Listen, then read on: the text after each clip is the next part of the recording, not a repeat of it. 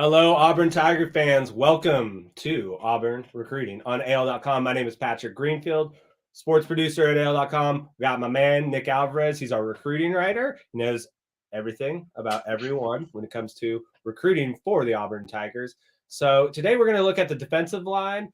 I think you wanted to jump into something very interesting for Auburn fans, and that is, Auburn picked up 2 commitments since that Penn State game. Obviously, that was a pretty detrimental hit to the program. There's no lie about that. And I think last week, if Auburn didn't win that game last week, we could see a brand new coaching staff in there this week. But that didn't happen. And instead, they actually moved up in the recruiting rankings, picked up an O lineman, picked up a D lineman. What are your thoughts on that? Yeah. So, I mean, I think there's just the overall, right? Like, I don't think this secures Brian Harsin's job. I think that's a larger conversation, not for this show and multiple shows. We probably have to be dedicated to it once it's approaching. But I don't want to kill the Auburn fans too. We don't have to talk about Brian Harsin exactly right now. because this is generally a good sign that you had a big game on campus, you had kids on campus. I saw it going around on that Saturday before the Penn State game. Like, this was like an Iron Bowl level recruiting event for Auburn, which is one of their biggest days of the year. Yep. And the fact that the on-field product was pretty disastrous. Off the field, the recruiting staff was able to pull in 2 guys at positions of need. So we're going to talk about one of them, one of the defensive linemen, JAMARRION HARKLESS, in a bit. Hey, we'll pull up. This is the current Auburn 23 class right now. Yeah, but Janoris Wilson is a 3-star interior offensive lineman who has upside. Like, he joins Braden Joyner in the trenches. So huge need there for Auburn. He's going to move people at, I think, 6'5", 285 pounds. Like, he has upside, which is a theme we've seen with the rest of this Auburn class. Good. And and JAMARRION HARKLESS, like I said, we'll get into him in a little bit, but like, the fact that both of them saw the product Auburn put on the field, and either because Auburn coaches, wanted to get that commit early, or like for whatever reason, the fact that they're able to, pull on their social media, hey, like, we're Eagle, right? Like, let's go. Like, I believe in this. That says at least a little bit about when Harsin's able to kind of get a kid in the room, where the coaching staff's able to actually sit down and explain the vision. If they can keep it consistent, kids are buying in. Like, they see parts of it. And I think that, that can kind of get lost when we look at the general number, or kind of the general state of Auburn recruiting with the program influx. But sure. They're still pulling in guys. They will still field a team next year, and not like it's not like right. And it's not like the second Harsin gets fired, if he gets fired, it's not like all those recruits are going to leave anyway. Like, some of those kids, we hear it all the time. Players are told to pick the school based on the school, not on the coaching staff. Yeah, that's very interesting. I mean, there's twofold for that, especially Wilson. Say what you want about the current team, current coaching staff, but he could be sitting there thinking, I'm going to start next year. I'm going to start in 2 years, and then I am going to be the dude on that offensive line. Obviously, Auburn needs that. Another part is, I'm not trying to butter up Tiger fans, but we were talking about this pre-show. Auburn is still Jordan-Hare is a great venue. Auburn games are still a great time, even in the down times. And I personally believe that. I'm not from Alabama. I was at the Penn State game. I'll be at the LSU game, and I enjoy the atmosphere. So for a recruit, and we'll talk about these 3 defensive linemen in 1 second, the current team might not be the team that you're going to play with. So that's not a problem for you, especially if you're redshirting, or you might wait, hold off on a year. Yeah, I mean, everyone, I think, is going to evaluate themselves a little bit higher and see their future at a place like that more. And like, a team struggling, like, you never want to see that. But like you mentioned, like, if you see your position group needs a body, and you think, hey, well, I'm pretty good in high school, like, let's give it a shout, right? Janice knows what's up. All for which it stands. She's loving Auburn. Of course. So, all right, let's get into these defensive lines. The first, I think, is the most highly rated, and that's going to be Ashley Williams. From Zachary, Louisiana. He is the teammate of current Tide quarterback commit Eli Holstein. Maybe he flips him. Possibility. What can you tell us about Ashley from a great program in Louisiana?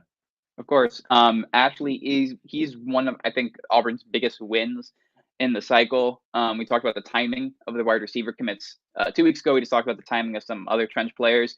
Ashley Williams was just a good get. They flipped him from Nebraska, where he had been committed prior. 6'5", 225 pounds. Like, he can bounce around the line. He can get after the quarterback. He can kind of identify the run and stop it. He's not afraid to use his athleticism. So, like, if a play's away from him or if he gets beat, he will get back up and go kind of finish it off. Like, there's something about, apologies for the plane driving by, but like, there's something about Ashley Williams' makeup that just kind of makes him fit in my head on that Auburn defensive line, or kind of where he kind of fell out with the trench group. Probably projects a little more at edge, because I'm curious to see kind of how his frame fills out kind of with the college weightlifting program. But, Auburn needs guys like this. They need a lot of them. Guys who are like, okay, you're going to be competing for a starting job, maybe within your first couple of years on campus, no matter where you go.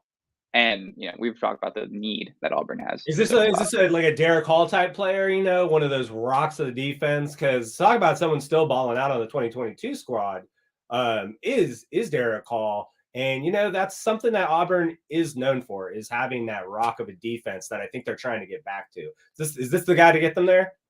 Potentially. I think there's some guys in the 2022 class that can maybe fit that mold that you'd want to see, maybe like a Robert Woodyard, who'd kind of be like, all right, this guy you can kind of build the group around. Yeah. I think Williams immediately comes on campus as like a third stringer or like depth piece.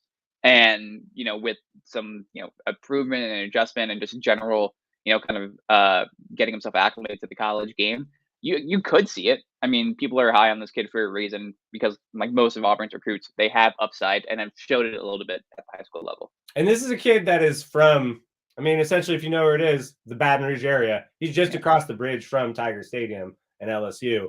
So to get him, huge get for the Tigers. Let's go over to the top name of the class, WILKY DENAUD, from Florida. Obviously, you can see this picture is from the game. I actually saw him in the recruit section, which was pretty funny, just because, you see people online all the time and then you see him in person.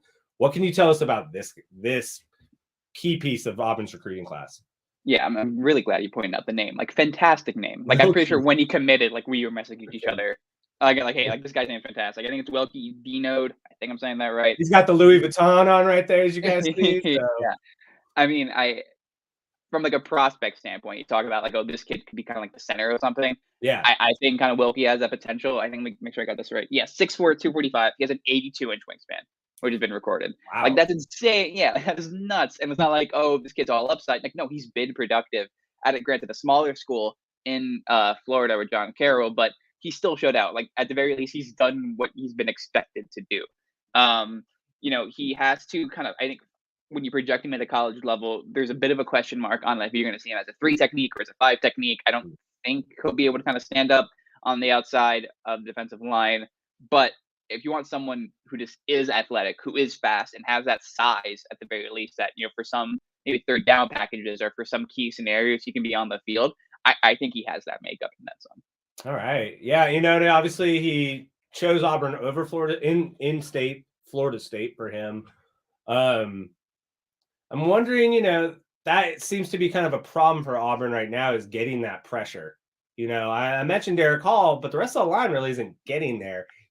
How fast could we see some of these freshmen or, these commits get in those starting spots, or getting in the rotation is probably a better way to say that. Yeah. I mean, I think every recruit's a little bit different, but there's a size factor. Like, Jaheim Otis was very good in high school. Yeah. He dropped, I think, like 50 pounds to start as a freshman for Alabama. And he's a rotational starter at that point with some seniors, which is like, that's, I think, very much like positional need. He stepped in with great adjustment to himself. So I think that's kind of the two things you want to balance when seeing, like, can this kid make a day one impact on campus? So we mentioned Auburn will have that opportunity. How does WILKY's body develop, or how do all these kids' bodies develop? Do they stay healthy, which is obviously important when you're in the trenches and you're about to go up against SEC talent. Sure. What does a coaching staff look like? I think the general kind of consensus between those three is that there's going to be opportunity. There will be positions open on the depth chart.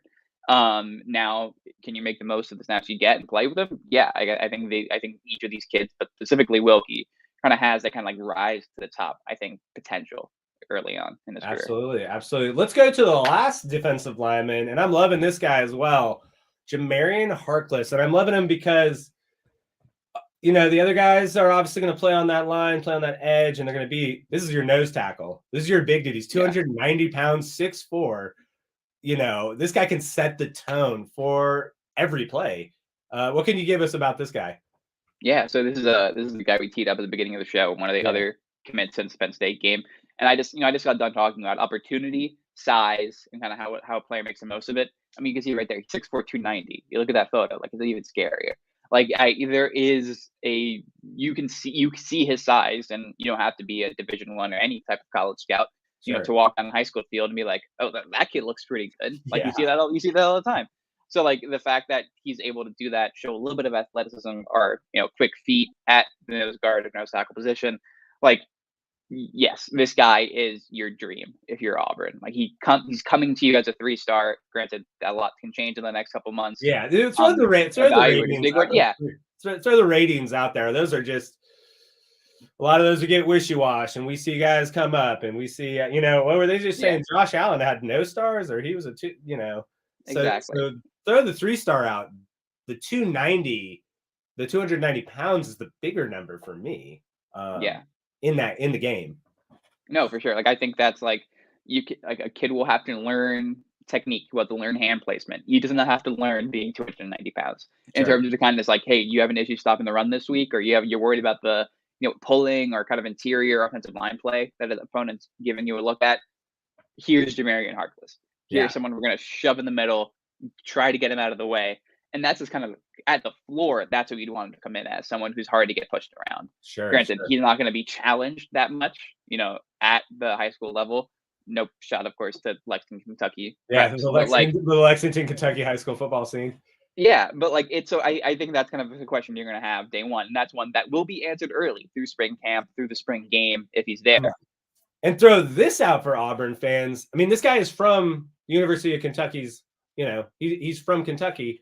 And they're top 10 right now. I mean, they're a good program, still going to Auburn. So a lot of good things to feel this week when you talk about Auburn recruiting, in my opinion. The train has not fallen off the tracks yet. If you watch the A.J. McCarron thing about what he said about Brian Harsin, if you watch the Missouri game, I know it's rough. But Auburn has the potential to beat LSU this week. Auburn has the potential to rebound. And this recruiting class and what it's kind of shaping into, even with the Penn State loss, is a positive for Tiger fans. 100%. And something we can end on here is that it's really interesting that when talking about Brian Harsin as a recruiter, there's been multiple stories and multiple reports of like he just isn't getting out enough. Like people aren't seeing him enough in terms of like trying to get some of the biggest kids in the state. On the flip side, kind of interestingly, all of his or most of his assistant recruits or assistant head coaches, associate head coaches, and those recruiters are celebrated for the work they've done. Zach Etheridge, Cadillac Williams. I might have mentioned Rock Bellantoni for pulling some of these defensive linemen and edge players we talked about today. Like for whatever, like they're still SEC level recruiters, and they've proven that time and again. So it's not just Harsin doesn't have it. No, these guys are pulling in bodies. Like Auburn has the opportunity to connect with kids. Like let's not forget Peter Woods, before he committed to Clemson, said that regarding Auburn, or then Auburn defensive line coach now at Clemson, Nick Eason. He said like Auburn was in my top schools list because of him, and now he's at Clemson. So Clemson was in my top schools list. Like Auburn coaches have connected with these kids that maybe they're not coming to fruition often enough, but like the groundwork is there to lead to some of these commits. And there was a story on The Athletic about what high school coaches in Alabama felt about the Auburn recruiting train, the Auburn recruiting process, how they hadn't seen it. Some liked Harsin, some did not. I will say, and clarification, I'm from Idaho, but he did, when he was at Boise State, Harsin had let's go to, I think they visited every school in the state. Like that was like a thing. There was a logo drawn up. They went to, they were out in Blair, Burley, Idaho. The Deep Pulse. So I think Brian Harsin does understand the importance of recruiting in state, but he also has the brand behind him. He has the money behind him to go out and get a guy from Georgia, got to get a guy from Kentucky, hopefully some dudes from Florida, Texas. It doesn't just have to be in state. If you read that article or if you cared about AJ McCarron's opinion, rumor, his sources. So anything else you want to drop for the Auburn fans? We love your insight. Everything about everything when it comes to recruiting. Yeah, no, I mean, I would just say that like there are pieces coming just because the numbers dictate there kind of has to be. Like Auburn will be adding more talent throughout this year.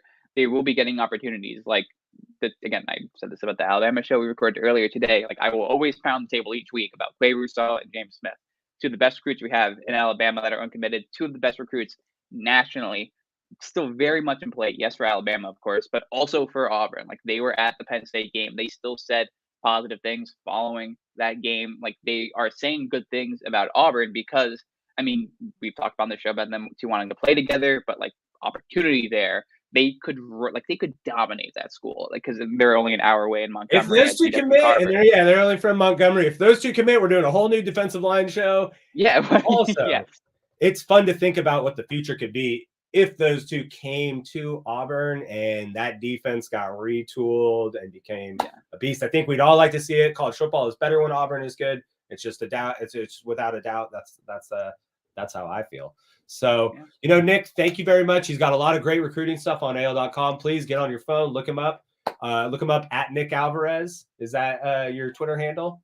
Yeah, and you can if you want to tweet at me, by all means, go for it at Nick_A_Alvarez. Email me at nalvarez@al.com.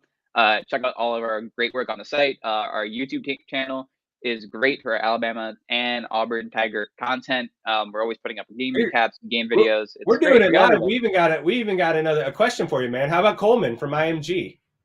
Ooh, interesting. I like the poll. Thank you, Kevin. Thank you, Kevin.